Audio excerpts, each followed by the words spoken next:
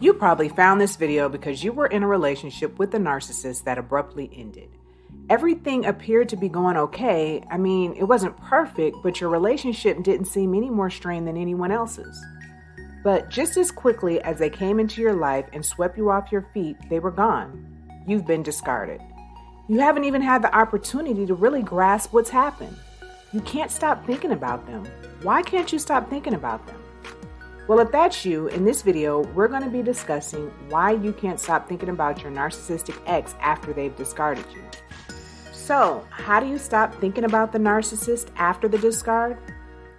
If you're obsessing about how to make everything right again, fix whatever you did wrong and win them back, then you've likely experienced what is called obsessive love bombing, the narcissist manipulation technique that causes us not to give up on the relationship even when presented with evidence that our partner does not care about us. This fixation with your narcissistic ex, despite all the hurt, is a symptom of trauma bonding with the abuser.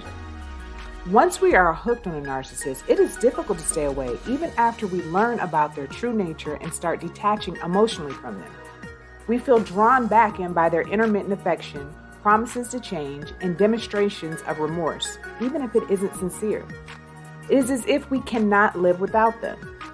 To really get free, we must accept that the narcissistic partner never really cared about us in the first place and was just using us for their own gratification.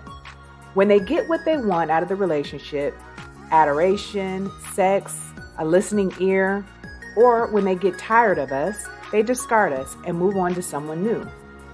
That is why we must focus on ourselves and let go of the narcissist if we want to start the healing process. People who are suffering from obsessive love bombing symptoms often find themselves obsessing about their ex-partner for months after the breakup. They cannot accept that the narcissist ended the relationship, and they frequently entertain thoughts of reconciliation despite much evidence to the contrary. This fixation is a form of cognitive dissonance, the uncomfortable tension that arises when our beliefs or assumptions are contradicted by new information. It allows us to hold two conflicting notions simultaneously. The narcissist was so wonderful, kind, and caring, and yet he left me, or conversely, the narcissist was so horrible and I'm better off without him. When we are in narcissistic relationships, we attempt to defend our ex-partner against any criticism because the abuse may be excused or justified. We focus on their good qualities, ignore their bad behavior, and pretend they didn't happen. We end up accepting responsibility for his actions and denying our own feelings. When a narcissist abuses us, we are told, or we convince ourselves, that our partner has problems of which we are not aware. So we try to help them work on them. We feel sorry for them and we put their needs before our own. We are willing to endure all kinds of hardship and sacrifice ourselves for their sake, even going so far as to turn a blind eye to their infidelity because we don't want to believe they were unfaithful. When we love bomb a narcissist who abuses us, our behavior is an attempt at appeasement. We are afraid of the narcissistic rage and do whatever we think it takes to keep the peace. We become hyper-vigilant about his needs, fears, and sensitivities in an effort to anticipate every possible outcome so as not to upset them. We believe there is always a reason why the narcissist mistreats us, and we cling to this rationalization like a lifeline. We believe that if we could have only done things differently or been a better partner, then he would finally start treating us right and everything would turn out for the best. We soon find ourselves making excuses for their bad behavior, even when it's inexplicable, because admitting that they do not care about us is just too painful to bear. Our self-esteem plummets and our confidence shatters as we struggle in vain to avoid the inevitable abandonment that is headed our way.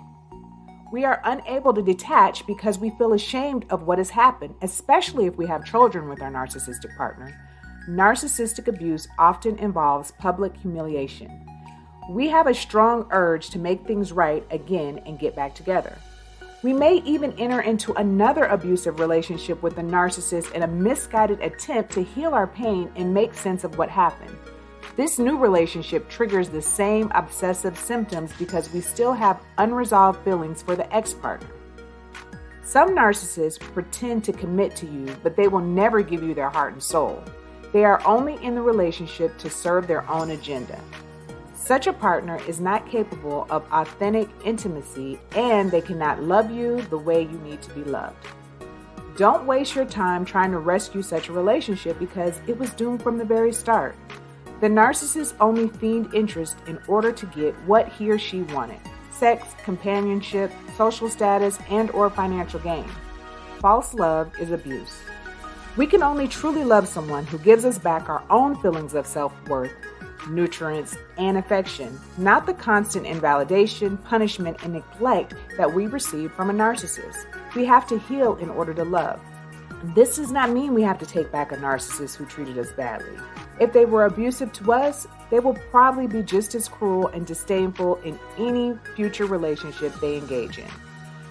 Now that you know how and why you got here, what can you do to stop obsessing after the discard? Stop checking their social media accounts. I know you may feel the need to look, but please stop. It may sound harmless, but it's one of the main things that is keeping them at the front of your mind, and right now you have to focus on healing and moving forward. Looking at the new friends they've added, the things they are responding to, the words they are posting, and the pictures they like will only further torment you. You can spend endless hours trying to figure out their next move, which is only keeping you in the past and delaying your own future. You have to make a conscious effort not to look. I understand they are living their life now. This was already taking place during the breakup and probably even during the relationship. But by looking at social media, it may make you feel like they have moved on with no problem at all. And this may be intentional. They may be posting things just to get under your skin because they know you're watching. This will only make you question why they aren't feeling as miserable as you now that the relationship is over. And why are they acting like the relationship never mattered? Trust me, to them, it didn't mean as much. They were never as attached as they pretended to be. The relationship was just an act to them and they're on to the next. So with that being said, my number one suggestion is to stop looking at their social media. If you're finding this difficult to stop looking at their social media while your accounts are still active, you may want to deactivate your accounts momentarily to get some peace. Next, allow yourself time to grieve. Go into your feelings. Don't try to avoid them. The more you allow yourself to feel the emotions, the quicker you'll heal. Recovering from an abusive relationship is difficult, if not impossible, without allowing yourself to grieve over the loss of what could have been. It is important for all of us to learn when it's time to let go of our pain.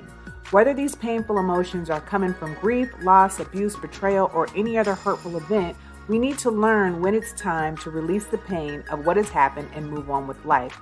And we've been culturally conditioned to believe that if we feel pain, there must be something wrong with us.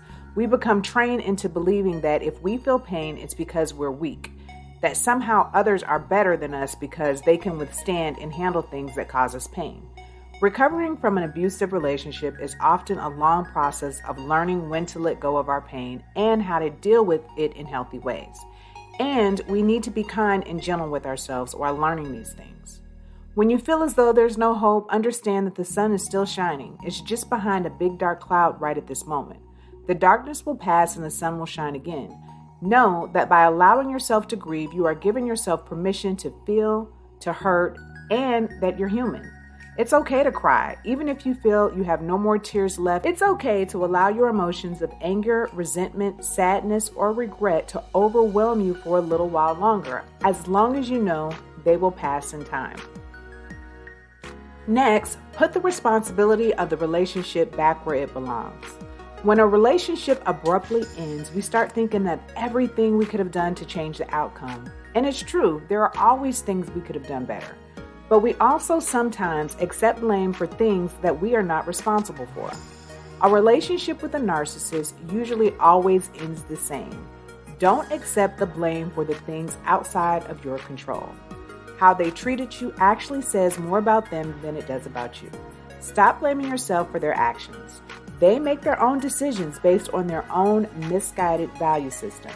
Staying in a committed relationship requires the ability to stay with someone through the good times and the bad times, not only when it's personally beneficial to one party. All along, the narcissist has been taking from the relationship, using and discarding until one day they decided it's over and they never wanted to see you again.